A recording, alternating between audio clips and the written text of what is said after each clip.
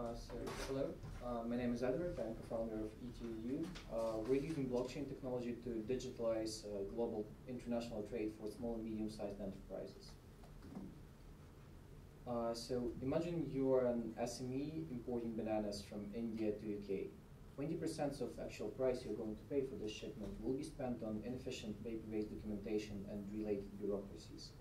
This problem costs importers and exporters around the world over $200 billion every year. What's even worse, paper documents can be lost, forged, stolen, or simply arrive late to the port of destination, delaying release of the cargo and driving up administrative expenses even more.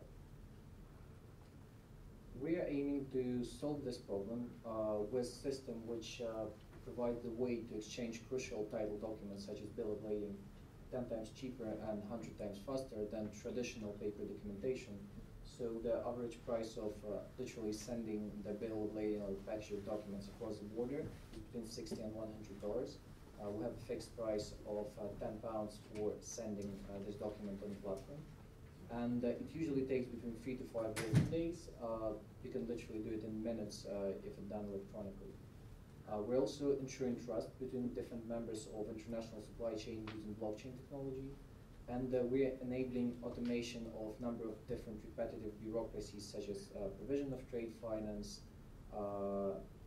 trade cargo insurance, escrow account, and many others by potential integration of smart contracts together with our partners. So by now you probably have a question why such solutions never existed before and why now should be the right time for them to kind of come up. So there's a number of reasons behind this what I would call a digital revolution which happens in logistics and international trade nowadays. So some of the, I would say, legal reasons are development of new regulations and the fact that regulators around the world are catching up with development of digital technologies. So on the United Nations level, we have UNCITRAL model law on electronic transferable records. So what it literally means, this is a set of rules which different countries across the world can adopt and enable enable acceptance of digital versions of title documents at the same level as paper documents are. We also have EU Reporting Formalities Directive, which says that pretty much EU member countries to submit all the information regarding ships coming in and out of European Union countries via single windows electronically. And another reason is technological. So development of enterprise level blockchain technologies allows us to ensure trust between different members of international supply chain without using a set of standardized documents and like stamps, paper marks, signatures, etc. We have better technologies nowadays in order to ensure this trust and to kind of transfer from this way of ensuring validity of the documentation. So some of the leading global corporates have already realized the amazing potential of blockchain to improve their supply chains. We've heard many cases today. So Walmart, Maersk, IBM, Zim, many others, they are already developing their own solutions. However, small and medium-sized enterprises remain largely left out of this digital revolution because they lack technical expertise and budget to either develop their proprietary software or to participate in industry consortiums. We've heard an estimate today that it takes at least $10 million to be part of this consortium, plus hosting your own nodes, which is pretty much impossible for an SME to do both from technical point of view and budgeting point of view. So we have a number of amazing solutions which are kind of serving this corporate level market, such as ASDocs, WaveDL, Bolero, TradeLens, and many others. But we're trying to tackle a bit different market. So we're a market neutral solution. We're not aligned with any industry consortium and we're not part of the big shipping companies. So we're not really competing with anyone in the maritime logistics market. We are accessible for SMEs, both in terms of maintaining the network. So you can access our solution without setting up your own node or pretty much knowing anything about how blockchain should function. So our solution can be accessed via easy-to-use web application. And we are relatively cheap, so we charge £10 for every transaction made on the network, so for every shipment made on the network. So you don't have to pay any huge amount of fees up front, which means any company disregarding amount of cargo they're shipping yearly, whether it will be a couple of thousands of containers or it's a multinational which ships hundreds of ships a year, they can benefit from using our platform. So supply chain technology market, kind of fueled by this rapid digital revolution in logistics, is rapidly growing. It is estimated to be worth $14 billion nowadays, and it's predicted to grow to over $50 billion by 2030.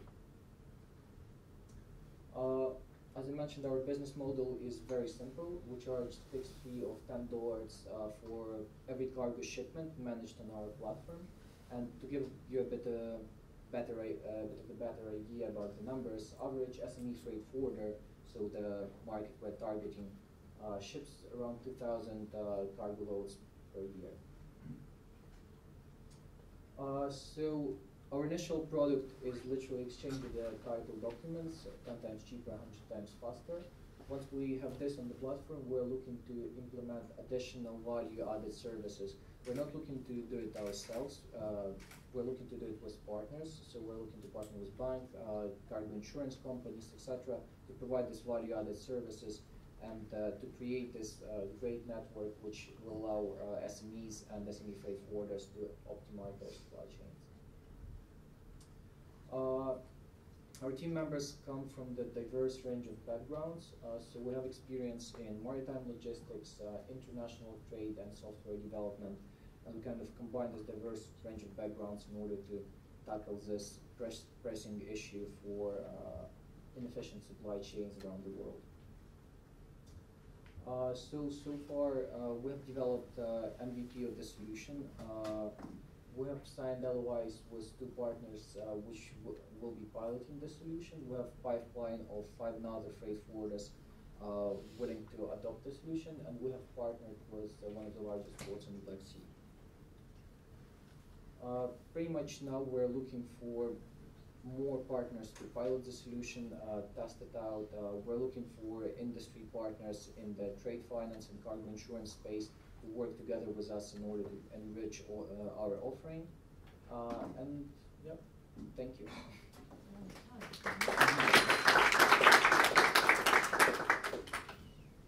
I'm going to open this one up because it's not fair. Oh, actually, no, I am going to start. Sorry. What's the impact of the horrid B word, Brexit, for you guys? Is it an opportunity or is it a pain in the backside like it is for most other people? So, as silly as it might sound, Brexit is potential opportunity for us. So, as I mentioned in the panel today, 60% of trade which happens in UK at all, so 60% of actual cargo which is shipped in and out of UK is with mainland Europe. It literally happens without any documents being exchanged at the moment because we're in a single economic space right now. This might literally rapidly change very soon.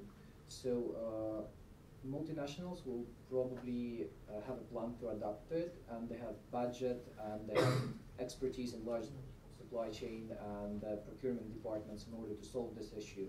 SMEs will be hit harder because they don't know these rules. In the last 20 years, they haven't had to kind of show their documents of origin or bills of ladings when they import anything inside of the UK. So Brexit in this way is an opportunity for us to provide SMEs a better way to kind of solve the issue of Brexit. Anyone else? In terms of getting these partnerships with SMEs and ports, for example, are you having any barriers or any objections to that, or? I would say TradeLand's done a big job for us in terms of educating the industry about the opportunities of the blockchain. So literally, I would say what's the approach towards blockchain now at the SME level of the maritime logistics market is something the sort of the magic. So everyone heard about it. but no one understands how it works, and everyone thinks that's what Mars can do, but not us. So once you kind of show that it's not as complicated, and there is possibility to kind of create value down at the low level of the supply chain without onboarding all members of the supply chain internationally, they kind of see the benefit, and I would say they're quite willing to adopt this kind of solutions. Would it not be possible for you to partner with, say, TradeLens for them to, because obviously they've got a huge scope and are known, and for you to do some sort of referral deal, for example?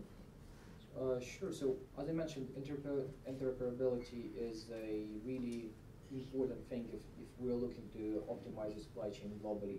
So if we're going down to the legal side of the question, there is master bill of lading, which is issued by the shipping line. There is house bill of lading, which is issued by a freight forwarder.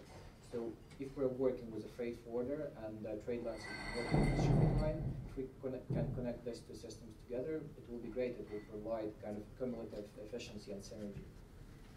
Anyone else? I have a question.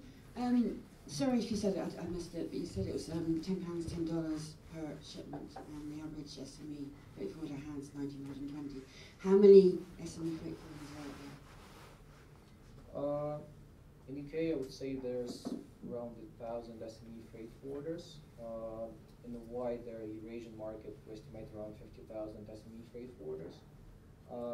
They differ in size, but the average is about 10,000 cargo loads per year. That's